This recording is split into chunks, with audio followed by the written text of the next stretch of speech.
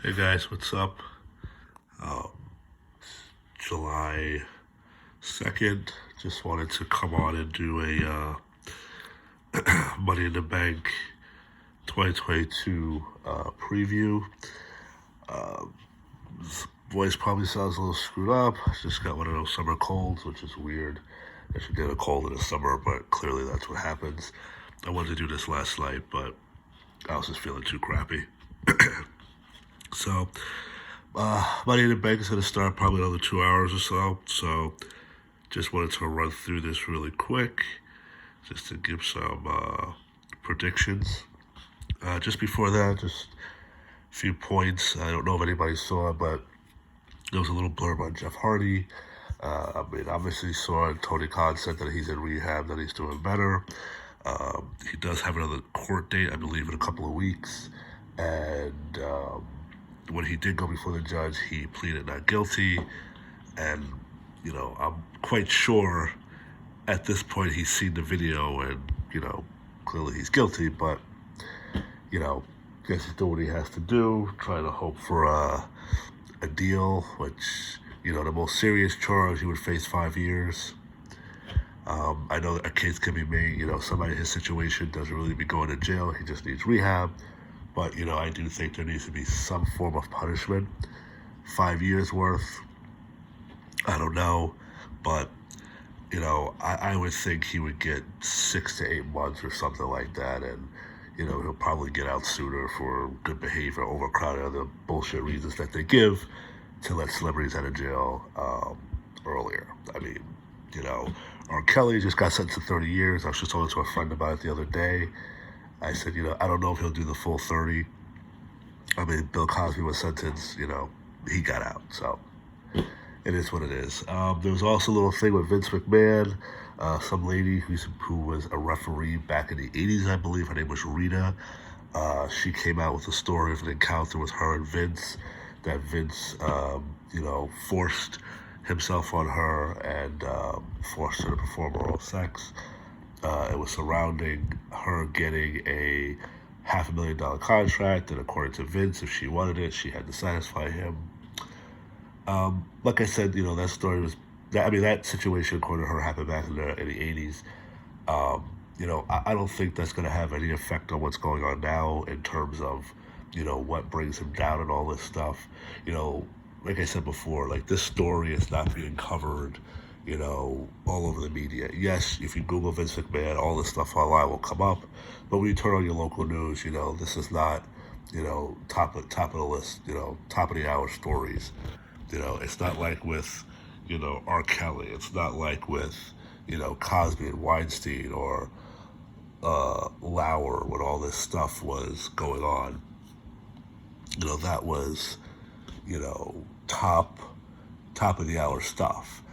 And I'm sure if you just ask the average person going down the street, hey, did you hear about this stuff with Vince McMahon? They're going to be like, who? You know what I mean? So, and also in that situation, there's an easy counter to that. She approached Vince for a $500,000 contract. Vince said no, so she made up this story. That like that's his out to it, or just to help create that doubt. Especially if referees weren't making that much back then. Back then that was a lot of money. So, other than that, there's nothing new on that front. But to get to the real issue and the real meat of the podcast is just to talk about what's happening tonight with Money in the Bank. There are 6 matches on the card. The biggest one everybody wants to see is the Money in the Bank ladder match. So I'm going to start with that one. I think there were some people who were surprised that AJ Styles wasn't in this match. And in my opinion, remember everything I say, this is just my opinion. In my opinion, I think, Money in the Bank to me is really is beneath AJ. I mean, clearly he's a legend. He's accomplished a lot. Even though he's only been in WWE for what now? 6 years, right? He came in, no, it might be longer than that. He came in what, 2016 he came, right? 2016, 2017, he debuted at the Royal Rumble. I think it was 2016 he showed up. He's done a lot. 2-time champion, the matches with Cena, Jericho and all that.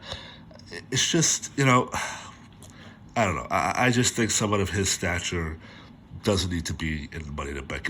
Like the Royal Rumble, the Money in the Bank should be used to help elevate the next person. If that person is not going to win the Royal Rumble, the months leading up to it, you can prep this person to get at least to the point of a believability that this person can win the Money in the Bank, and then continue to develop them. Like, okay, when this person cashes in, I believe this person could be the world champion. And it's the same thing with Seth Rollins. I think that this match is beneath him. But with that said, as I said in my other podcast, I was going to pick 3. And I'm going to give my top 2. The number 1 person who I think is going to win is Seth Rollins. And I'm picking, and the reason, well, let me go in order. I have either Seth Rollins for number 1, number 2, I have Riddle, and 3, I have Sami Zayn. He's the dark horse. Why I'm going with Seth Rollins? If Cody didn't get hurt, if Cody didn't get hurt, I would definitely say it was going to be Cody who was going to win. But I think the way Seth has been booked, I think it's time for him to sort of have that moment. And you can make a case and you can tease that, hey, he's cashed in on Roman and Brock before. He can do it again. That's number 1. Number 2, you can have Seth hold it until Cody comes back, and they could feud over it, something to that effect, or when Seth tries to cash in, Cody could cost him, then you'll have your match at WrestleMania. That being said, if Cody's back in time, he said he'll be back in time for the Royal Rumble. And you can revisit, if Seth cashes it in, you can revisit, the match you had at the Royal Rumble. So there's some scenarios that I think could work. The other thing is, I've seen some stuff that, the odds are they're thinking that Brock is going to win at SummerSlam, which I think would be a huge mistake. Because I am still going on the fact that you want your big WrestleMania main event to be The Rock versus Roman for the titles. So my belief is that I had said before, Roman needs to beat The Rock, and then the person who wins Money in the Bank cashes and win. Now, what you can have is, you can have Roman lose. You can have Roman lose at WrestleMania to The Rock, and you can have Seth cash in on The Rock, which would be another feather in his cap. Something like that at everybody in this match, that should go to Seth Rollins. Or The Rock could show up the next night, the Bloodline could beat down The Rock, and then here comes Seth, and he cashes in on The Rock. So I think you can go with those 2 scenarios. I think Roman should win and then have Seth cash in on Roman after the fact. But, I could see a scenario where you think, let's have The Rock win, and then let's have Seth cash in on him, and then maybe then you can revisit the Roman and Seth feud that you left off at SummerSlam, because, that just kind of stopped. He choked out Seth at Royal Rumble, and then that was it. There was nothing else to it. Now, another little wrinkle could be Cody. Because now, if you're going to go with The Rock at WrestleMania, well, how do you do this? Does The Rock just say, I'm going to face you at WrestleMania? Do you make The Rock participate in the Royal Rumble, and The Rock wins the Royal Rumble to go? But now let's say Cody's back. And, the speech of Cody, he's going to go win the world title. You would think that they would have Cody win the Royal Rumble. We can't have 2 guys winning. So, do you have Seth win Money in the Bank? Rock goes to Royal Rumble. Cody's in it. Seth prevents Cody from winning the Royal Rumble. And then you can set up that match for WrestleMania. Seth loses, just like what happened the last time he cashed in. And then Seth can go in and cash in. So I think there's a lot of different ways you can go with Seth winning. I think it creates a lot of different scenarios, a lot of guessing, and a lot of excitement around it. So that's why I'm going my number 1 pick for Seth to win. Now, my second is Riddle for obvious reasons of what's going on with his feud, trying to help Randy. Really, the only route you can go with Riddle is him cashing in on Roman. If that happens, again, I think Riddle would lose if he does it before WrestleMania. And in this particular situation, it doesn't really make sense for Riddle to wait that long. And I think now at this point they're going to break up RK Bro. And this reminds me back years ago with Ric Flair and Triple H. After Triple H lost all his matches with Batista, Triple H left, and Flair went on to win the Intercontinental title and have his own thing. And when Triple H returned, he attacked Ric Flair because he says Ric Flair should have been by his side. I can see a similar scenario where Randy comes back from his injury and attacks Riddle and is Riddle was trying to do all this for me, but he kept losing and he kept embarrassing me. He didn't learn what I thought, he learned with me teaching him. He wasted it. I wasted my time with him, so now I put him down. So that's the bigger story, I think, than Riddle, winning the Money in the Bank, cashing it and losing it. I mean, they could have him do that, cash it, he loses, and then everything with Randy happens. But I think Riddle more just has a one-way storyline that it goes to him and Randy feuding. So, yes, Riddle could win again because he wants to get revenge one more time, and maybe that could be the icing on the cake that can really give a good reason or help enhance the reason of Randy turning on Riddle. But, I think he is another choice out of everyone else. And Sami Zayn, I'm just throwing in as the dark horse because of his storyline, and he's being shown as this master manipulator, and he can outmaneuver people and whatever. And that would really be a genuine surprise if Sami Zayn won. And it does create that intriguing storyline where he has said that if he wins, he wouldn't cash it on Roman. So that's why I picked those three. Seth, I think, gives you many more opportunities, many different exciting directions. Riddle is more of a one-way street, but again, if he wins and tries to cash it and he loses, that helps enhance a little bit of Randy coming back and saying, he couldn't do it, he missed all these opportunities, he even won Money in the Bank and he squandered that. I won Money in the Bank, I cashed it in, they probably won't mention Daniel Bryan's name, he cashed it in and he won. And then you got Sami Zayn, who again has been intertwined with the bloodline lately, and that can make somewhat of an interesting storyline. So those are my top three picks in that order for that match. Drew McIntyre, I don't see winning. Sheamus, obviously not. Omos, no, and definitely not Madcap Moss. I'm not picking Drew, but the only way I can see Drew winning is if they want to do that match, because there's supposed to be some special in England, and Drew has talked about wanting to face Roman at that event. I think that event is after SummerSlam. They'll probably just do some Battle Royal or number one contenders, which I think they're a little overdone with these whole Battle Royals. But they could probably just do something where he becomes number one contender on SmackDown and faces him. But that's my pick. Seth freaking Rollins, number one. Riddle, number two. And Sami Zayn, number three. And it should be a pretty fun match. You got the Bobby Lashley and Theory match. Now, this at first I thought was going to be pretty easy. I was going to say Theory. I'm still going to stick with it. Theory wins by disqualification because the plan was to have him face John Cena at SummerSlam.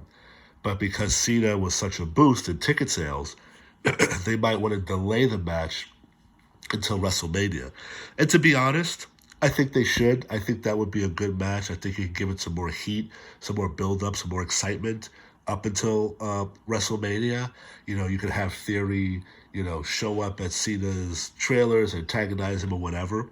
So, Theory is not going to pin Bobby Lashley clean. I mean, if he does, he's going to cheat. But, I can see having Bobby Lashley beat him for the U.S. title and then, Theory getting it back. Because I would have said if they had the match next month, they want to keep Theory strong to face Cena. But if they're not going to go that route with Cena, it's possible Bobby could win tonight and take back the U.S. title. But I'm still going to stick with Theory winning by DQ. I mean, it's not going to be a super exciting match, but, I think if your end game is to get to Cena at WrestleMania, I think you might just want to keep Theory strong, period. But there's still enough time for you to kind of have him lose, maybe get another vicious side out of him to face Cena. So, still to go with Theory. Don't give a damn about this match. We all know the outcome. Natalya, Ronda Rousey. Obviously, Ronda's going to win, so enough said on that one. Bianca Belair and Carmella. Definitely go with Bianca Belair. I mean, yes, I know Carmella's been a 2-time champion, but, Carmella's been booked as a joke. And, I know they do this with every character. They've done it with everybody. Rock, Undertaker, Kane, Big Show, Triple H, Kurt Angle, Eddie Guerrero, Shawn Michaels. I mean, everybody goes from this, badass, serious person. Then they go to the baby face. They do the comedic part. They just try to do the different dimensions of the character. And, right now, Carmella is in that, annoying, phase of and just being a joke. And, I think they are wasting Carmella's talent because I think Carmella is talented.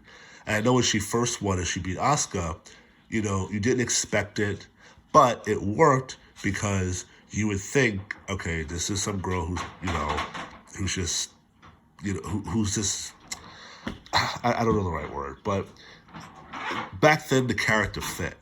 Now it's just sorry, that's my puppy messing with her toy.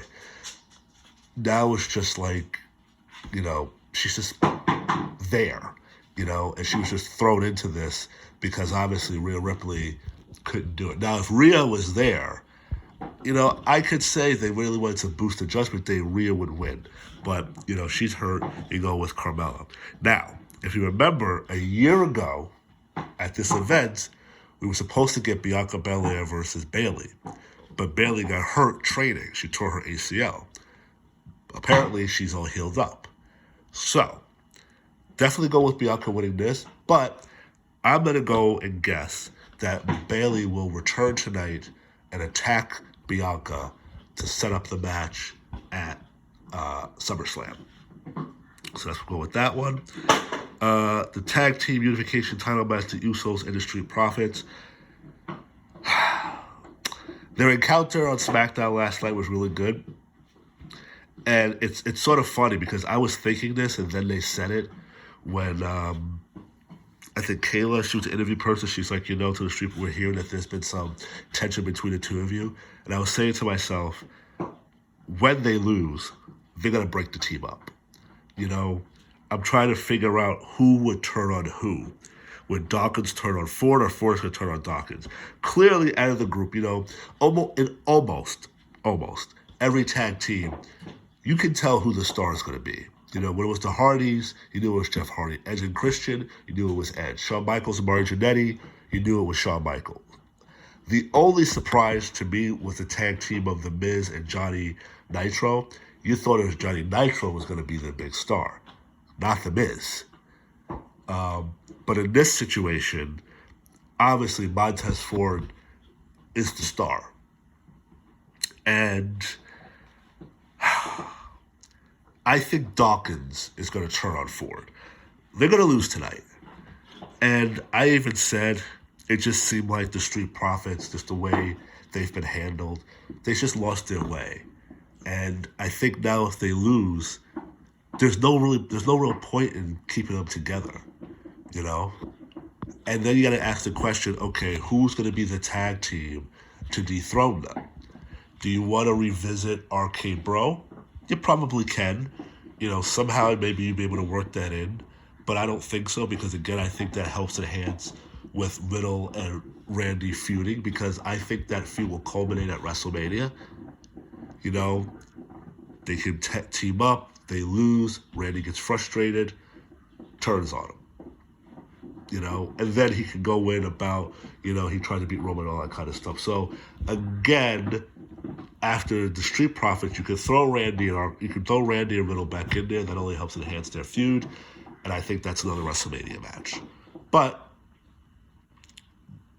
I just don't see the Street Profits winning. No doubt it's going to be a great match. We'll probably maybe see something a little bit different, but got to give it to the Usos because right now it's all about the bloodline and keeping it red hot, keeping it strong.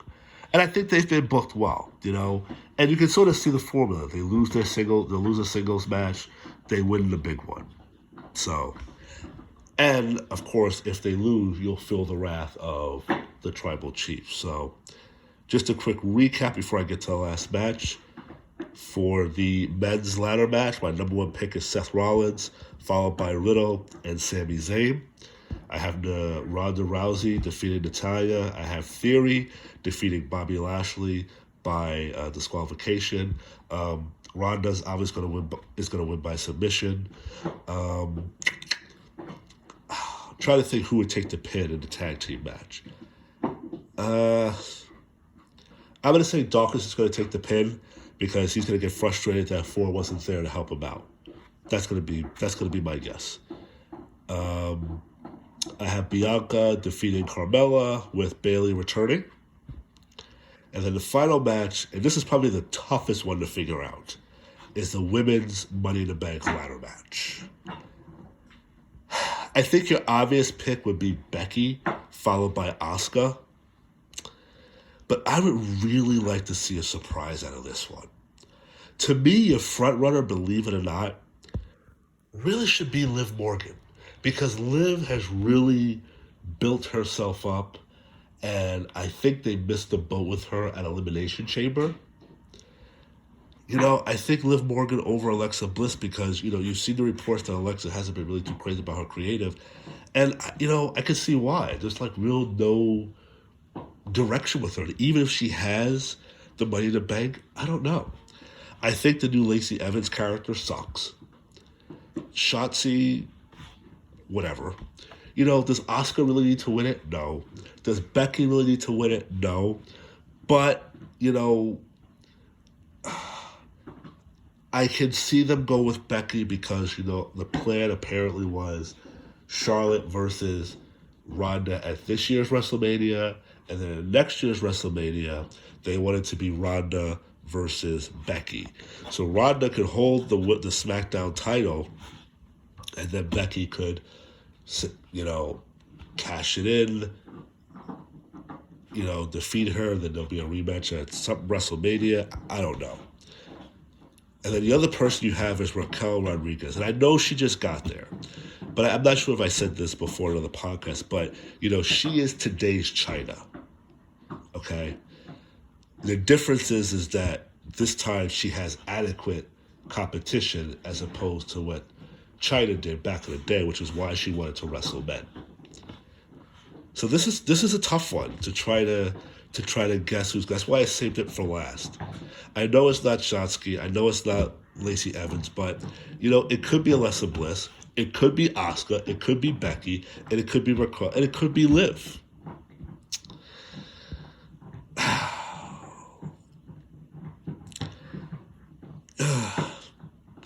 My number one pick. I don't want to fall into the obvious trap on this one. I would really like to see this be a surprise. So my number one pick for this is going to be Liv Morgan. I just think she deserves it. I really do. And you know what? She can cash it in a dirty way, and she can sort of revert back to how she was in the Riot Squad. Did she have purple hair? Purple and pink hair with the green tongue and all that stuff? I'm going to go with Liv Morgan. I really think she has worked herself into this opportunity. So Liv Morgan's going to be my first choice. I will go with Becky Lynch as number 2. And the dark horse, I'm going to go with the new girl, Raquel Rodriguez. So those are my picks and my predictions. I'll come back on after the pay-per-view is over, provided I do not fall asleep from the cough medicine. And we'll discuss the event. So hope you guys hear this before you watch it, and hope you guys enjoy the event, even though, like I said, I find this event unnecessary. But it's here. It's 6 matches. It's which means there should be plenty of time for, each match. I mean, I'm sure there's going to be plenty of time for the Usos, and they'll probably sort of, ram through the two women's titles and Bobby. So, the ladder matches and the tag team matches are going to be what's going to get the most, and then we can sort of see where this is going with SummerSlam, and then I'll comment on SummerSlam in the post Money in the Bank podcast, because obviously right now the only match we have scheduled for that event is the Roman versus Brock Lesnar, and once we see what's what after this event,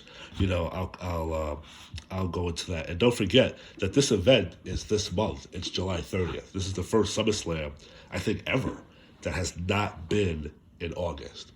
So enjoy the show, and I'll be back on later.